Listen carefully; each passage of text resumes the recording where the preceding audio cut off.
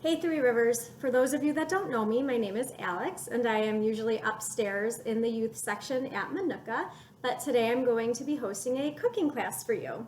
I am not a professional by any stretch of the imagination, but I know that especially during this quarantine, me personally, and I'm sure a lot of you are looking for new recipes that your whole family will love, so today I'm going to make one of my favorites.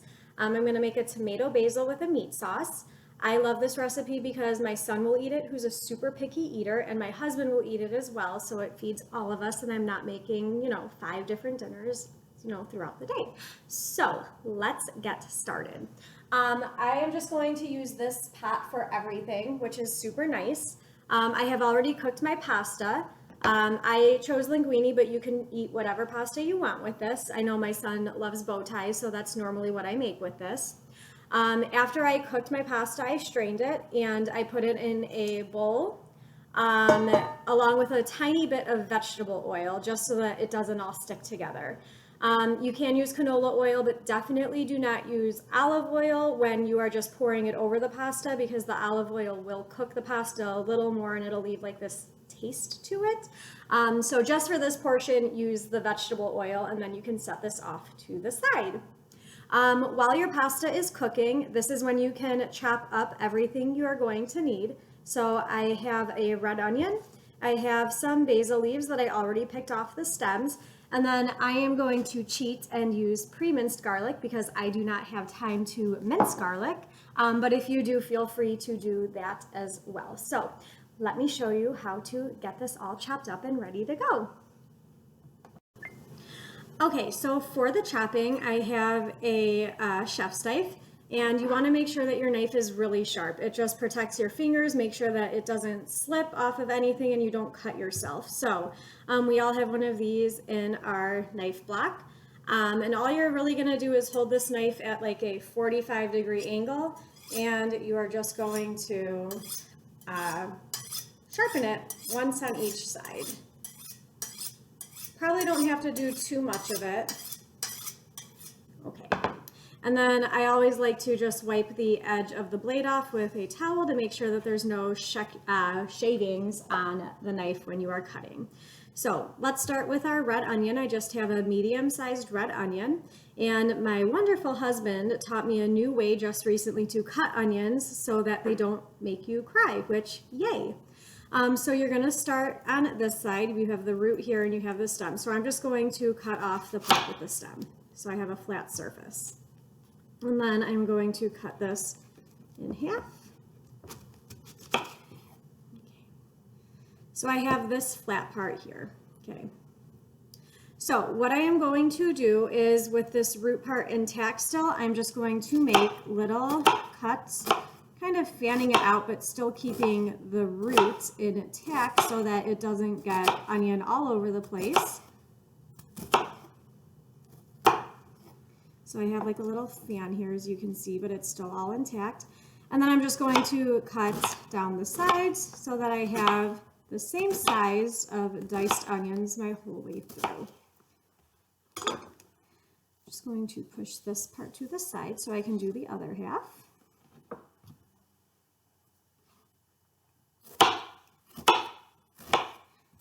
I am using red onion in this recipe instead of a white onion or sweet onion or yellow onion just because I like the flavors better. You probably could use a yellow onion, but I don't think it would taste the same. All right. So I have my onion cut. Next, we are going to move on to the basil. I just buy my packages of basil, like I got this at Walmart. You could probably get it anywhere, but it's just a little container of basil. You can also buy fresh basil, but I think this is easier, so that's why I use this. I'm just going to kind of bunch this all together in my fingers as such. And I'm just going to sort of chop the ends of it off a little bit. Doesn't have to be super small chops. It will shrink down when you cook it in the olive oil later, but just enough to get a nice little section out of it. You don't want to be biting into a huge thing of basil while you are eating your sauce. This is the part where you could also mince your onion, or I'm sorry, your garlic. But like I said, I just use this garlic. I got this at Aldi, it's delicious. But here is where you would also do that as well. So let's get cooking. Okay, so while my pasta is cooking, I've already chopped up my basil and my onion, but now I'm going to mix my meat. So I have about a pound of ground Italian sausage and about a pound of just 80-20 ground beef. And you want to mix these together decently well before you put them in the pan, just to make sure that the meat is blended well together and one's not cooking faster than the other. This grosses some people out, but I don't mind. So I'm just going to dig right in and use my hands to mix up this meat. You want to make sure that it is evenly mixed, but you also want to make sure that you're not over mixing it. So it only takes about a minute or so to get a really nice mix out of this. You can use a wooden spoon to do this if you would like, or you could just put gloves on your hands if you are sensitive to the touch of raw meat, but obviously you're going to wash your hands after this, and I just feel like I can feel the meat, so I like to know that I'm getting a pretty good mixture out of it. So this is what it's going to look like when you are done, and I'm going to go wash my hands, so I will be right back. Okay, so I took that meat mixture I just made and I got my pan really hot and I added it to the pan. I am now going to take some salt and pepper. And I really just kind of guesstimate this. So as you can see, I'm just kind of covering the surface of the meat. And I'm going to mix it up throughout. This process takes a little bit longer just because you want to make sure that your meat is cooked thoroughly through. You don't want any red spots left in here. So while your meat is cooking, you can take a little sip of your wine. Cheers. You can go check up on your toddler to see what he's doing to destroy your house. You can download our Hoopla app from the library and read a book or catch up on some movies. There's a lot of stuff you can do during this time. You don't really have to sit and watch. I also should mention that I did not add anything to the bottom of this pan. I just got it really hot and then threw the meat in. The fat from the sausage and the ground beef will make it so that it's not going to burn the bottom of your pan or anything like that. And I am cooking it at a pretty high heat, just so that I can make sure it's cooked all the way through and that this process does not take a very long time. So I am crumbling the meat up as it is cooking. This is a preference thing. I don't like to bite into a meat sauce that has really big chunks of meat. You might like it chunky, that's totally fine, but I'm just taking my wooden spoon and as this is cooking, I'm mixing it up and breaking it apart. And you want to do this until, like I said, the meat is totally brown and cooked all the way through. So you're going to cook it all the way through here. I don't like to over season the meat right here just because the sauce is going to have a lot of flavor to it. But salt preference and pepper preference are totally up to you. And I'm just going to let that sit for a minute and we will check back on it in a few minutes. Okay, so as you can see, our meat mixture is pretty much done. What you're going to want to do next is take all of the fat that has drained out from here and you're going to want to drain it. We usually pour ours into a Tupperware and then freeze it, but you can do this however you want. You just want to make sure that you get as much fat drained out from the meat as you possibly can. You don't want all of that fat sitting in your sauce. So I am going to go do that and I will take you to the next step.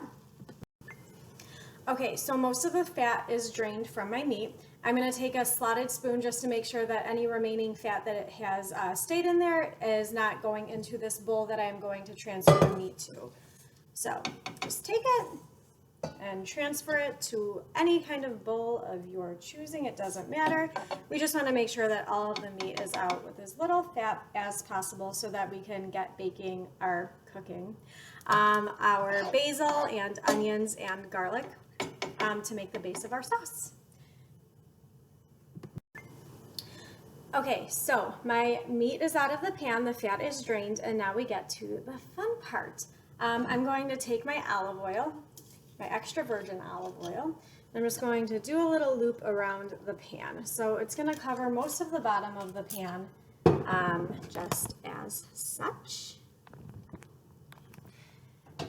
Like I said, the pan should be a little hot still from cooking the meat in there, so you shouldn't have to wait too long.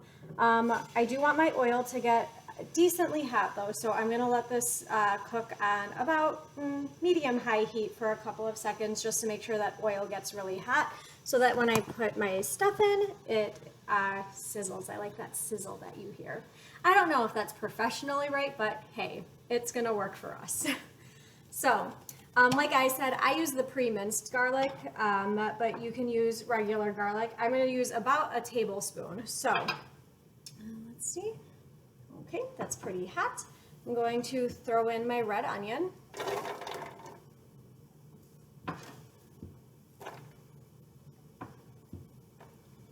And about a tablespoon of this garlic.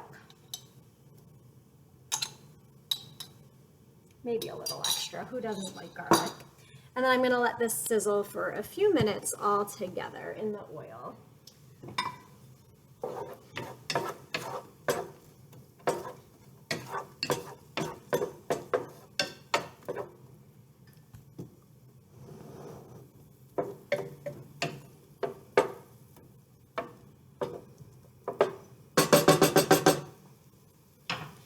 Once you hear that nice little sizzle, you're going to add your fresh basil.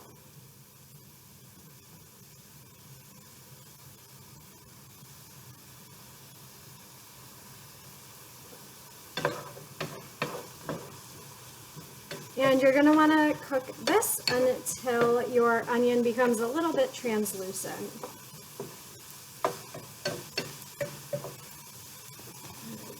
This is the part you should wait to do until your friends come over because it makes the whole house smell amazing. And it's really going to make them think that you really know what you're doing when in actuality you don't. Because who really knows how to cook? Alright. Let this cook a little longer and then I am going to get my can of crushed tomatoes ready to add. Okay, so this is smelling really good, so we are going to add our crushed tomatoes. I really like this brand, it's the Cento brand. It just has a really nice base to our sauce. So I'm going to pour this in. I've turned my heat to a medium low, so it's about a 3 on my stove. And now what you're going to want to do, because if you see we have a lot of sauce left in this can that you just can't really shake out.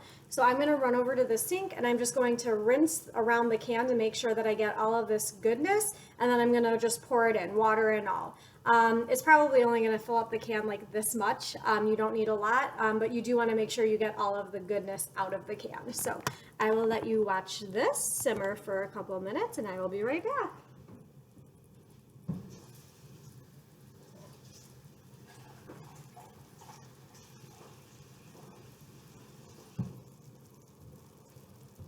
So like I said, I really just rinse the bottom. I shook it around a little bit and I'm going to add that in. And I am going to stir it all up.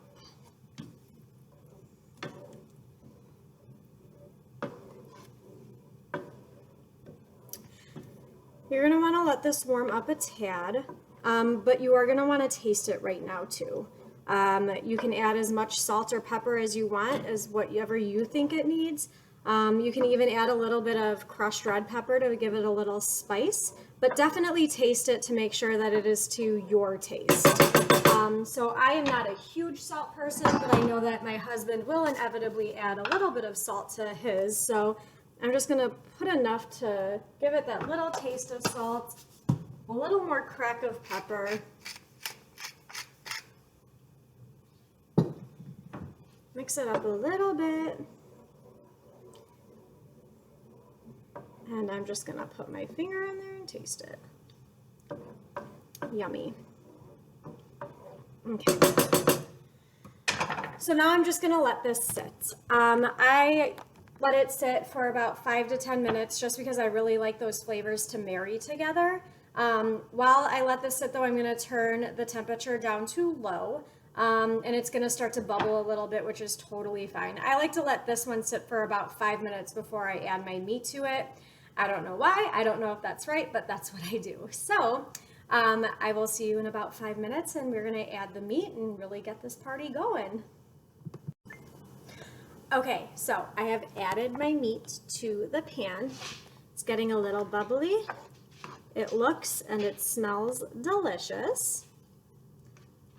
So I am going to take my pasta that I have already cooked. Just gonna put a little bit into my bowl. Take my sauce and pour a nice big chunk of it right over the pasta. If your pasta got a little cold from sitting out and waiting, don't worry, the sauce is hot and it'll warm it right back up. You can taste it, you could add a little bit of salt, a little bit of pepper, a little crushed red pepper, but it looks bellissimo. I hope you enjoyed this, and if you have any questions, definitely reach out to the library and I will answer them to the best I can. Like I said, not a professional by any means, but this one is pretty easy to make and it is delicious. So we miss you and I hope to see you all soon.